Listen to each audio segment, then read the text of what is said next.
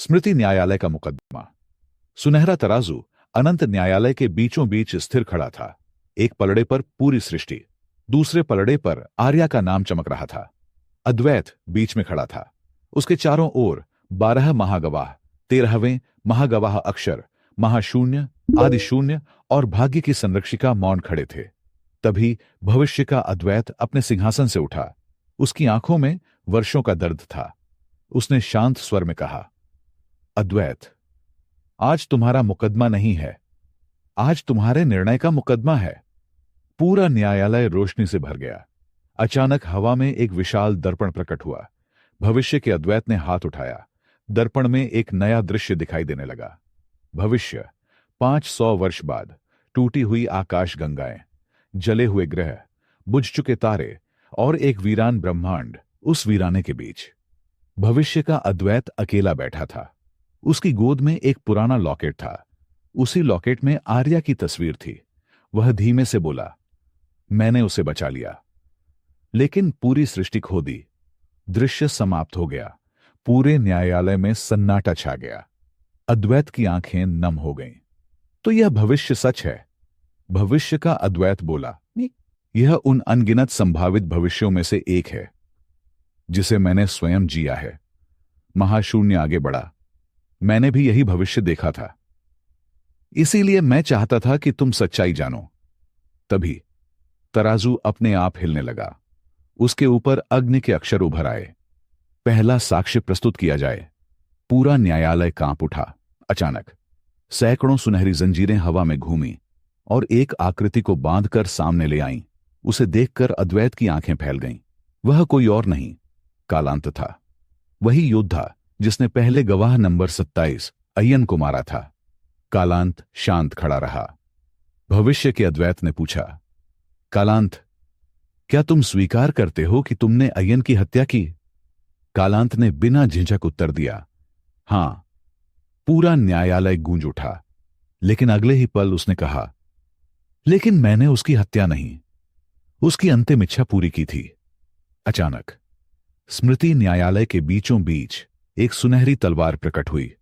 उस तलवार की धार पर अय्यन के अंतिम शब्द चमकने लगे, अगर मैं जीवित रहा तो प्रलय मुझे अपना पात्र बना लेगा। कालांत, मुझे रोकना। अद्वैत स्तब्ध रह गया। इतिहास में जिसे विश्वासघाती कहा गया, वह वास्तव में अपने मित्र की अंतिम इच्छा निभा रहा था। भविष्य का अद्वैत बोला, यही कारण है कि सत्य हमेशा इतिहास से बड़ा होता है। तभी न्यायालय के द्वार अपने आप खुल गए। अंदर से एक काला धुआं फैलने लगा। आदिशून्य अचानक सतर्क हो गए। यह असंभव है। स्मृति न्यायालय में बिना अनुमति कोई प्रवेश नहीं कर सकता। धुएं के भीतर से एक धीमी हंसी सुनाई दी। अनुमति लेकर आने वाले इतिहास नहीं बदलते। धुआं हटने लगा। एक लंबी काली चादर में लिपटा व्यक्ति सामने आया। उसका चेहरा पूरी तरह ढका हुआ था।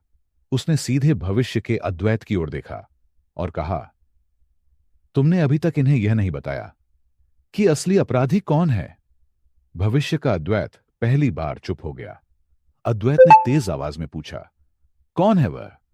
रहस्यमयी व्यक्ति ने धीरे धीरे अपना हाथ उठाया और उंगली सीधे भविष्य के अद्वैत की ओर कर दी। यही पहला अपराधी है। पूरा न्यायालय स्तब्ध रह गया। भविष्य का अद्वैत आंखें बंद करके खड़ा रहा। उसने न विरोध किया, न इनकार। और तभी न्यायालय की छत पर प्राचीन अक्षर चमकने लगे। दूसरा साक्ष्य, प्रतिबंधित स्मृति।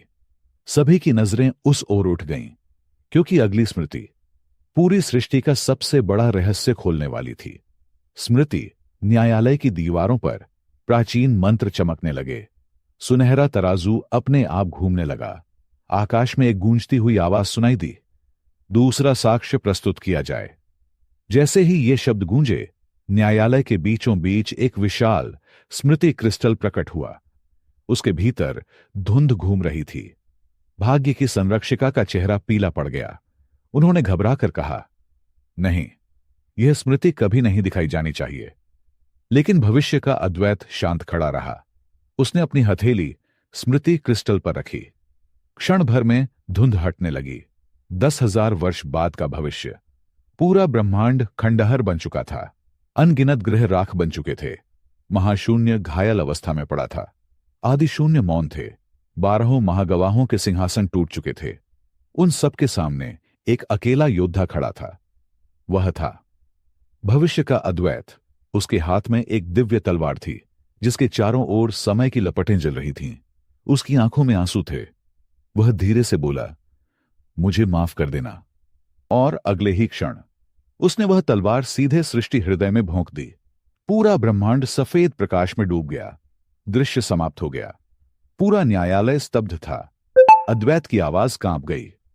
यह आपने किया? भविष्य के अद्वैत ने सिर झुका लिया। हां, महाशून्य ने क्रोध से पूछा। क्यों? भविष्य का अद्वैत बोला, क्योंकि उस समय मेरे सामने केवल 2 रास्ते थे।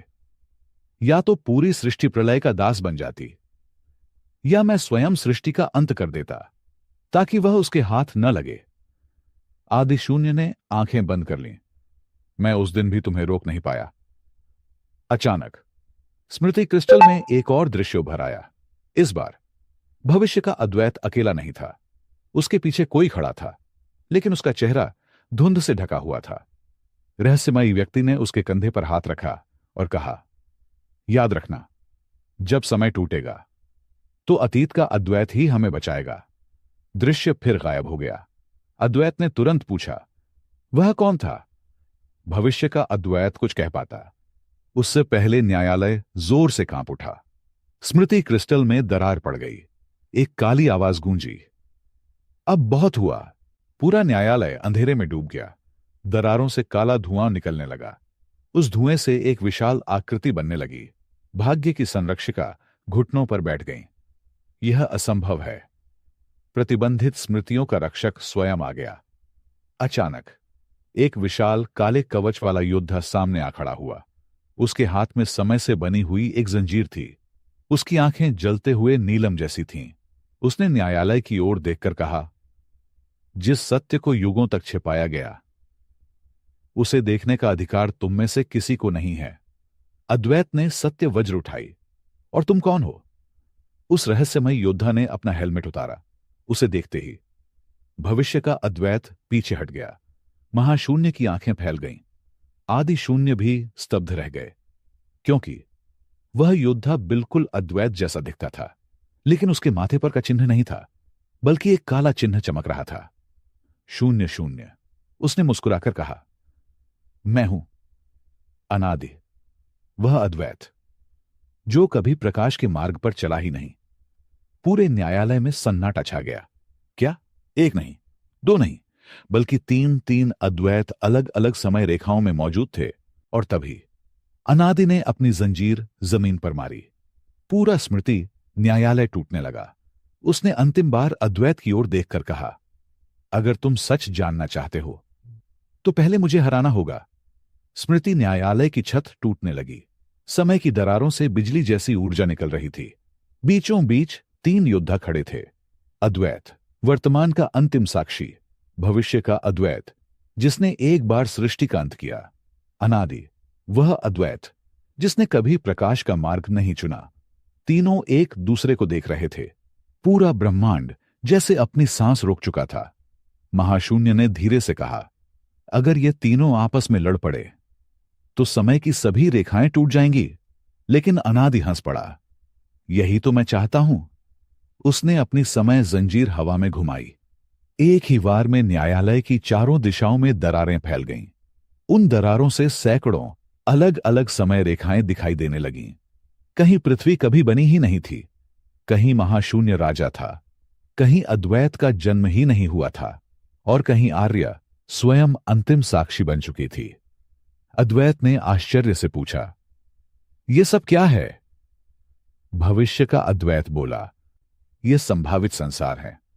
अनादि इन सभी समय रेखाओं को एक साथ जोड़कर एक ऐसा ब्रह्मांड बनाना चाहता है जहां केवल वही शासन करेगा। अनादि ने मुस्कुराकर ताली बजाई। बिल्कुल सही। जब अनगिनत वास्तविकताएं एक हो जाएंगी तो न नियति बचेगी न स्वतंत्र इच्छा। इतना कहते ही उसने अपनी जंजीर जमीन पर दे मारी। एक विशाल ऊर्जा भंवर बना। उस भंवर से सैकड़ों योद्धा बाहर निकलने लगे, लेकिन वे साधारण योद्धा नहीं थे। वे सभी अद्वैत के अलग अलग रूप थे। किसी के हाथ में अग्नि की तलवार थी, किसी के पास हिम की शक्ति, कोई अंधकार का स्वामी था, कोई प्रकाश का। पूरे न्यायालय में सैकड़ों अद्वैत खड़े थे। आर्या घबरा गई। भैया, असली आप कौन हैं? अनादि जोर से हंसा। यही तो खेल है। जब पहचान ही खो जाएगी तो सत्य किसे कहोगे? तभी अक्षर ने अपनी प्राचीन पुस्तक खोली। पहली बार उसके खाली पन्नों पर शब्द उभरने लगे। जब अंतिम साक्षी स्वयं को भूलने लगे तो उसे रक्त नहीं, विश्वास पहचानता है। अचानक आर्या ने अपनी आंखें बंद कर लीं। उसने किसी शक्ति का उपयोग नहीं किया। वह धीरे धीरे उन सैकड़ों अद्वैतों के बीच चलने लगी। महाशून्य ने आश्चर्य से पूछा, वह क्या कर रही है? आदिशून्य मुस्कुराए। वह शक्ति से नहीं, अपने विश्वास से खोज रही है। कुछ क्षण बाद आर्या एक अद्वैत के सामने जाकर रुक गई। उसने बिना झिझक उसका हाथ पकड़ लिया। ये मेरे भैया हैं। उसी पल बाकी सभी अद्वैत धुएं में बदलकर गायब हो गए। अनादि पहली बार चौंक गया। असंभव, मेरे भ्रम को किसी ने कभी नहीं तोड़ा। अद्वैत मुस्कुराया। शक्ति से बड़ा रिश्ता विश्वास होता है। यह कहते ही उसने सत्य वज्र और महाशून्य की अंधकार शक्ति को एक साथ जोड़ दिया। दोनों ऊर्जाएं मिलकर एक नई दिव्य तलवार में बदल गईं। उस तलवार का नाम स्वयं आकाश में चमका, समत्व। जैसे ही अद्वैत ने समत्व उठाई, पूरे ब्रह्मांड में संतुलन की ऊर्जा फैल गई। अनादि पहली बार पीछे हट गया, लेकिन वह मुस्कुराया। तुम जीत गए? नहीं, तुमने वही किया जिसकी मुझे जरूरत थी। अद्वैत ने हैरानी से पूछा, क्या मतलब? अनादि ने अपनी जंजीर तोड़ दी। उसके टूटते ही सभी समय रेखाएं एक दूसरे में मिलने लगीं। आकाश में एक विशाल दरवाजा खुल गया। उस पर प्राचीन अक्षरों में लिखा था, काल संगम। आदि शून्य का चेहरा गंभीर हो गया। उन्होंने धीरे से कहा, यह नहीं होना चाहिए था। काल संगम खुल गया। महाशून्य ने घबराकर पूछा, अगर यह द्वार पूरी तरह खुल गया तो? आदि शून्य ने उत्तर दिया, तब अतीत, वर्तमान और भविष्य एक हो जाएंगे और समय हमेशा के लिए समाप्त हो जाएगा। अनादि ने अंतिम बार अद्वैत की ओर देखा। उसकी आंखों में एक रहस्यमयी मुस्कान थी। अब मिलते हैं समय के अंत पर। इतना कहकर वह काल संगम के भीतर प्रवेश कर गया। द्वार धीरे धीरे बंद होने लगा, लेकिन बंद होने से पहले उसके भीतर से किसी बच्चे की आवाज सुनाई दी, भैया, मुझे बचा लो। अद्वैत का चेहरा बदल गया। वह आवाज उसके बचपन की थी। एपिसोड 24 में काल संगम के भीतर क्या छिपा है? बचपन की आवाज किसकी है? अनादि का असली उद्देश्य क्या है? और क्या अद्वैत समय के अंत तक पहुंच पाएगा?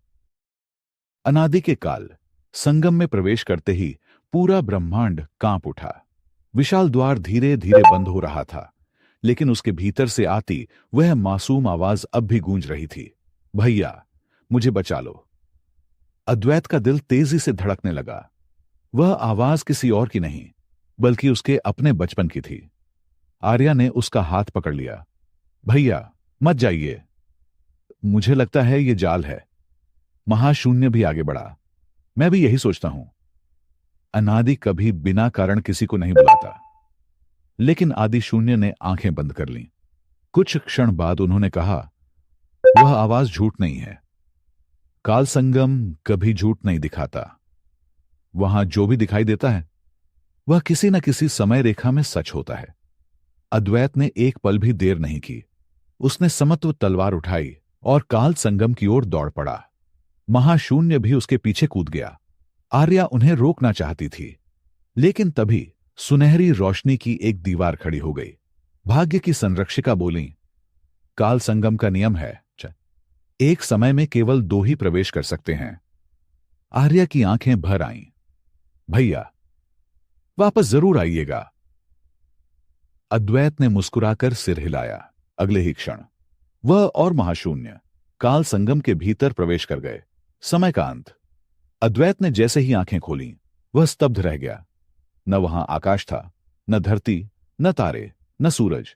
चारों ओर केवल अनगिनत घड़ियां हवा में तैर रही थीं। कुछ आगे चल रही थीं, कुछ पीछे, और कुछ पूरी तरह रुकी हुई थीं। हर घड़ी के भीतर एक अलग जीवन चल रहा था। एक घड़ी में उसने अपने बचपन को देखा, दूसरी में अयन युद्ध कर रहा था, तीसरी में भविष्य का अद्वैत अकेला बैठा था। महाशून्य ने धीमे स्वर में कहा, यह समय का संग्रहालय है। अचानक उनके सामने सफेद वस्त्र पहने एक छोटा बालक प्रकट हुआ। उसकी उम्र 10 वर्ष से अधिक नहीं थी, लेकिन उसकी आंखों में पूरी आकाशगंगा घूम रही थी। उसने मुस्कुराकर कहा, स्वागत है काल संगम में। अद्वैत ने पूछा, तुम कौन हो? बालक ने उत्तर दिया, मैं हूं काल, जिसे तुम समय कहते हो। महाशून्य तुरंत घुटनों पर बैठ गया। प्रणाम कालदेव। अद्वैत हैरान रह गया, इतना छोटा बालक और वही समय का स्वामी। कालदेव मुस्कुराए, रूप देखकर शक्ति का अनुमान मत लगाना अद्वैत जी। समय हमेशा बूढ़ा नहीं होता, अब कभी कभी वह बच्चे की तरह नया जन्म भी लेता है। इतना कहकर उन्होंने अपनी उंगली उठाई। हवा में एक सुनहरी घड़ी चमकने लगी। उसके भीतर एक छोटा लड़का कैद था। अद्वैत की सांसें थम गईं। वह लड़का वही था जिसकी आवाज उसने सुनी थी। वह बिल्कुल अद्वैत जैसा दिखता था। बालक रोते हुए बोला, भैया मुझे यहां से निकालो। अद्वैत घड़ी की ओर दौड़ा, लेकिन जैसे ही उसने उसे छूना चाहा, एक काली बिजली उसके सामने आकर गिर गई। धुएं के बीच से अनादि बाहर आया। वह मुस्कुरा रहा था। मैं जानता था तुम उसे छोड़कर नहीं जाओगे। अद्वैत ने तलवार उठाई। यह बच्चा कौन है? अनादि ने धीरे धीरे उस सुनहरी घड़ी की ओर देखा, फिर बोला, यह कोई साधारण बच्चा नहीं, यह तुम्हारी पहली समय रेखा का अद्वैत है। अद्वैत स्तब्ध रह गया। पहली समय रेखा? अनादि ने सिर हिलाया। तुम सोचते हो कि तुम्हारा जीवन एक बार शुरू हुआ? नहीं, तुम अब तक 26 बार जन्म ले चुके हो। महाशून्य भी हैरान रह गया। अनादि आगे बोला, हर बार तुम गवाह नंबर 27 बने। हर बार तुम असफल हुए, और हर असफलता के बाद समय को रीसेट कर दिया गया। पूरा काल संगम कांपने लगा। कालदेव ने पहली बार गंभीर होकर कहा, अनादि इतिहास से ज्यादा मत बताओ। लेकिन अनादि हंस पड़ा। अब सच छिप नहीं सकता, क्योंकि 0.27 नहीं, यह 28वीं सृष्टि है। अद्वैत के हाथ से समत्व तलवार लगभग छूट गई। अगर यह सच था तो अब तक का उसका पूरा जीवन एक दोहराया हुआ चक्र था। और तभी उस सुनहरी घड़ी में कैद बालक ने जोर से चिल्लाकर कहा, भैया अगर इस बार भी तुम हार गए तो 29वीं सृष्टि शुरू हो जाएगी। काल संगम की अनंत घाटी में एक भयानक सन्नाटा छा गया। सुनहरी घड़ी के भीतर कैद बालक की आंखों से आंसू बह रहे थे। उसकी आवाज पूरे काल संगम में गूंज उठी, भैया इस बार हमें हारना नहीं है। अद्वैत का हृदय कांप उठा। उसने धीरे से पूछा, क्या तुम सचमुच मैं ही हो? बालक ने सिर हिलाया। मैं पहला अद्वैत हूं, पहली सृष्टि का अंतिम साक्षी। महाशून्य स्तब्ध रह गया। तो इसका मतलब हर सृष्टि में एक नया अद्वैत जन्म लेता रहा। कालदेव ने गंभीर स्वर में उत्तर दिया, हां, हर बार इतिहास बदलता है, लेकिन अंत एक ही होता है। अचानक काल संगम की सभी घड़ियां एक साथ चमक उठी। एक एक करके उनके भीतर अलग अलग अद्वैत दिखाई देने लगे। कहीं कोई युद्ध में मारा गया, कहीं किसी ने प्रलय को रोक दिया लेकिन स्वयं पत्थर बन गया, कहीं उसने आर्या को बचाया और पूरी सृष्टि नष्ट हो गई, कहीं उसने सृष्टि बचाई और जीवन भर अकेला रह गया। अद्वैत यह सब देखकर स्तब्ध था। उसने धीमी आवाज में पूछा, क्या किसी भी समय रेखा में हम जीते? कालदेव ने कुछ क्षण मौन रहकर उत्तर दिया, सिर्फ एक बार। यह सुनते ही सभी की नजरें उनकी ओर उठ गईं। लेकिन उस विजय की कीमत इतनी भयानक थी कि मैंने स्वयं उस समय रेखा को मिटा दिया। महाशून्य ने आश्चर्य से पूछा, समय भी किसी समय रेखा से डर सकता है? कालदेव ने पहली बार गहरी सांस ली। हां, अगर वह समय रेखा सृष्टि से भी अधिक शक्तिशाली बन जाए। इतना कहते ही उन्होंने अपनी हथेली उठाई। एक विशाल सुनहरी घड़ी धीरे धीरे नीचे उतरने लगी। उसके चारों ओर 7 दिव्य ताले लगे थे। कालदेव बोले, इस घड़ी में वह समय रेखा कैद है जहां अद्वैत जीत गया था। या अनादि की आंखों में चमक आ गई। आखिरकार मुझे यही चाहिए था। अद्वैत ने तलवार संभाली। तुम इस घड़ी के पीछे क्यों पड़े हो? अनादि मुस्कुराया, क्योंकि उसके भीतर वह शक्ति है जिससे किसी भी हार को जीत में बदला जा सकता है। अचानक उसने अपनी समय जंजीर घुमाई। 7 में से पहला ताला टूट गया। पूरा काल संगम जोर से कांप उठा। कालदेव चिल्लाए, रुको!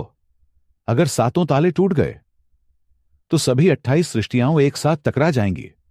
अनादि ने दूसरा वार किया। दूसरा ताला भी टूट गया। अब चारों ओर समय की लहरें उठने लगीं। अद्वैत और महाशून्य ने एक साथ हमला किया। समत्व तलवार और अंधकार शक्ति मिलकर अनादि से टकराईं, लेकिन अनादि ने केवल एक हाथ से दोनों हमले रोक दिए। वह मुस्कुराया, तुम दोनों अभी भी मेरी पूरी शक्ति नहीं जानते। उसने अपना काला चिन्ह चमकाया। क्षण भर में उसके पीछे 28 परछाइयां प्रकट हो गईं। हर परछाई एक अलग समय रेखा के अनादि की थी। महाशून्य ने अविश्वास से कहा, उसने सभी समय रेखाओं के अपने रूप बुला लिए। अब अद्वैत के सामने केवल एक अनादि नहीं, बल्कि 28 अनादि खड़े थे। उसी समय सुनहरी घड़ी में कैद पहला अद्वैत जोर से चिल्लाया, भैया, उसे मत रोकना, 7वां ताला टूटने दो। अद्वैत चौंक गया। क्या? अगर 7वां ताला टूट गया तो सब खत्म हो जाएगा। बालक ने आंसू भरी आंखों से कहा, नहीं, तुम्हें जो बताया गया वह पूरी सच्चाई नहीं है। कालदेव का चेहरा गंभीर हो गया। उन्होंने पहली बार उस बालक की ओर देखकर कहा, चुप रहो, अभी वह सत्य जानने का समय नहीं आया। लेकिन बालक मुस्कुराया और धीरे से बोला, सच्चाई यह है कि 7वां ताला कैद नहीं करता, वह मुक्त करता है। उसी क्षण काल संगम के सबसे गहरे अंधकार से एक दिव्य धड़कन सुनाई दी। धक धक धक। ऐसा लग रहा था मानो कोई प्राचीन शक्ति करोड़ों वर्षों की नींद से जाग रही हो। अनादि मुस्कुराया और तीसरे ताले पर अपना हाथ रख दिया। यह रहा, पूरा काल संगम कांप रहा था। तीसरे ताले पर अनादि का हाथ रखा था। सुनहरी घड़ी के भीतर कैद पहला अद्वैत लगातार चिल्ला रहा था, भैया, देर मत करो। अगर इस बार भी तुम डर गए तो इतिहास फिर दोहराया जाएगा। अद्वैत की मुट्ठियां कस गईं। एक ओर कालदेव थे जो 7वां ताला टूटने से रोकना चाहते थे। दूसरी ओर पहला अद्वैत जो उसी ताले को खोलने की विनती कर रहा था। महाशून्य ने धीरे से कहा, निर्णय तुम्हें लेना होगा। इस बार मैं भी तुम्हें सलाह नहीं दूंगा। अचानक अनादि ने तीसरा ताला तोड़ दिया। धड़ाम! पूरा काल संगम प्रकाश और अंधकार की लहरों से भर गया। करोड़ों घड़ियां एक साथ टूटने लगीं। हर टूटी हुई घड़ी से एक एक स्मृति बाहर आने लगी। अद्वैत ने देखा, हर जन्म में, हर सृष्टि में वह अंत तक लड़ता रहा, लेकिन हर बार कोई ना कोई उसके विश्वास को तोड़ देता था। कभी कोई मित्र, कभी कोई गुरु, और एक बार वह स्वयं। अद्वैत की आंखों में आंसू आ गए। क्या सचमुच मेरी हर हार का कारण विश्वासघात था? पहला अद्वैत बोला, नहीं, तुम्हारी हर हार का कारण एक ही था। तुम हमेशा सबको बचाना चाहते थे, और इसी कारण तुम कभी सही निर्णय नहीं ले पाए। इतने में अनादि ने चौथा और 5वां ताला भी तोड़ दिया। अब केवल 2 ताले बचे थे। कालदेव ने अपनी पूरी शक्ति लगा दी। उन्होंने समय की सुनहरी जंजीरों से घड़ी को बांध दिया। लेकिन अनादि हंसा, समय मुझे रोक नहीं सकता, क्योंकि मैं उस संभावना से जन्मा हूं जहां समय कभी बना ही नहीं था। उसने छठे ताले पर प्रहार किया। छठा ताला भी टूट गया। पूरे काल संगम में एक ऐसी ध्वनि गूंजी मानो ब्रह्मांड का हृदय धड़क रहा हो। अब केवल 7वां और अंतिम ताला शेष था। सभी की सांसें थम गईं। कालदेव घुटनों पर बैठ गए। उन्होंने अद्वैत की ओर देखकर कहा, अगर यह ताला टूटा तो समय वैसा कभी नहीं रहेगा जैसा आज है। पहला अद्वैत मुस्कुराया, यही तो जरूरी है। जब तक समय का चक्र नहीं टूटेगा, हम बार बार हारते रहेंगे। अद्वैत ने अपनी आंखें बंद कर लीं। उसे आर्या की मुस्कान याद आई, आयन का बलिदान, महाशून्य का परिवर्तन और अपने हर जन्म का संघर्ष। उसने धीरे धीरे अपनी तलवार नीचे कर दी। अनादि हैरान रह गया। तुम लड़ क्यों नहीं रहे? अद्वैत ने शांत स्वर में कहा, क्योंकि अब मुझे समझ आ गया है कि हर बार मैं परिणाम से लड़ता रहा। इस बार मैं कारण का सामना करूंगा। इतना कहकर वह अनादि की ओर नहीं बल्कि सुनहरी घड़ी की ओर बढ़ा। उसने अपना हाथ घड़ी पर रखा। सत्य वज्र और समत्व तलवार दोनों प्रकाश में विलीन हो गए। अद्वैत ने धीरे से कहा, अगर पहला अद्वैत वास्तव में मैं ही हूं, तो अब समय आ गया है कि हम फिर एक हो जाएं। जैसे ही उसने यह कहा, घड़ी अपने आप खुलने लगी। अनादि चिल्लाया, नहीं, यह नहीं हो सकता। 7वां ताला बिना टूटे अपने आप खुल गया। पूरा काल संगम सुनहरी रोशनी से भर गया। घड़ी के भीतर कैद पहला अद्वैत बाहर आया। उसने मुस्कुराकर अद्वैत का हाथ पकड़ा। दोनों के शरीर प्रकाश में बदलने लगे। धीरे धीरे दोनों एक हो गए। उसी क्षण अद्वैत के माथे पर के साथ एक नया प्रतीक उभर आया। आदि शून्य की आंखें चमक उठीं। उन्होंने आश्चर्य से कहा, असंभव। पूर्ण साक्षी जाग गया। महाशून्य ने पहली बार मुस्कुराकर अपना सिर झुका दिया। कालदेव भी शांत हो गए।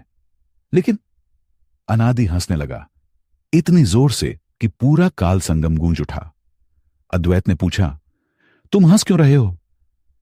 अनादि ने मुस्कुराकर उत्तर दिया, क्योंकि यही मैं चाहता था। उसने अपनी हथेली खोली। उसकी हथेली में एक छोटी सी काली चिंगारी जल रही थी। पूर्ण साक्षी के जाएगी। अचानक पूरे ब्रह्मांड में एक ऐसी गर्जना हुई जैसी पहले कभी नहीं हुई थी। कालदेव का चेहरा भय से भर गया। उन्होंने कांपती आवाज में कहा, नहीं, सर्वनाश जाग गया।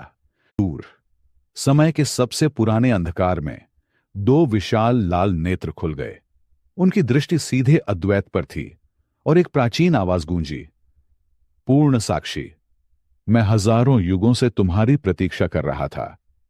एपिसोड 25 में पहली बार सर्वनाश का वास्तविक रूप सामने आएगा और अद्वैत का सबसे भयंकर युद्ध शुरू होगा।